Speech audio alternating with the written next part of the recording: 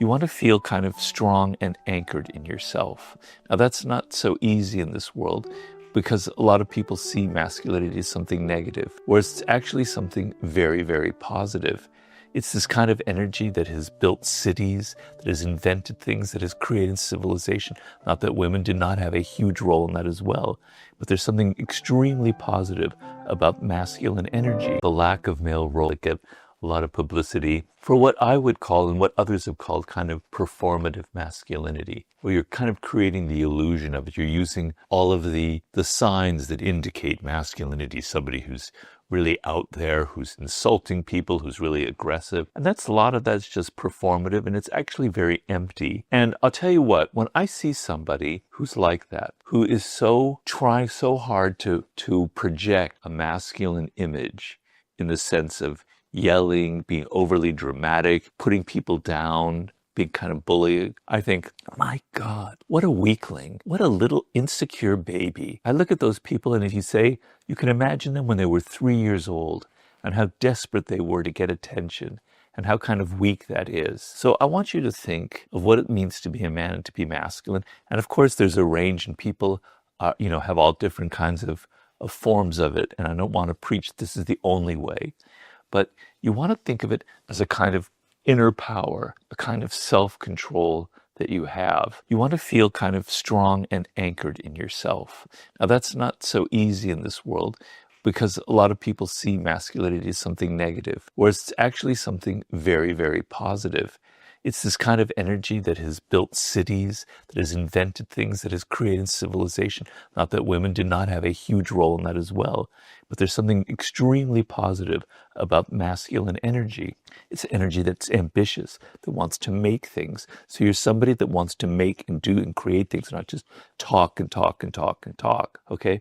But the other thing is, when I look at these people who are performing masculinity, one thing you'll notice is they can't stand any kind of criticism. If anybody criticizes them, they get enraged, right? They're so weak. And in fact, they have to go to reach a level where they have to make sure nobody can criticize them. They shut off all access. They have interviews where nobody can ask any questions that are possibly negative. And I look at that as, if you're really strong, if you're kind of like a samurai warrior, you want fights. You want those sword fights. You want people challenging you. You want to take criticism. It makes you stronger. Probably the greatest boxer that I ever knew growing up as a kid was Muhammad Ali. And what made Muhammad Ali so great was Joe Frazier was having a really strong adversary that he can measure himself against. So having adversaries, having conflict where you just don't get hysterical, where you feel so insecure that you have to put people down or you have to get away from them, that's not strength. That is complete weakness. So you feel strong inside. You can take criticism. You feel confident. You feel that it's a positive. These are positive virtues. You don't have to talk a lot. You have a kind of a quiet energy, and people are drawn to that. I noticed, for instance, now this will sound kind of contradictory or not what you think, but I remember when I did my book with 50 Cent, when you might think that he's kind of one of those people that performs masculinity, but in real life, when you're around him, he's not like that at all. That's kind of a role that he plays. He's actually very calm.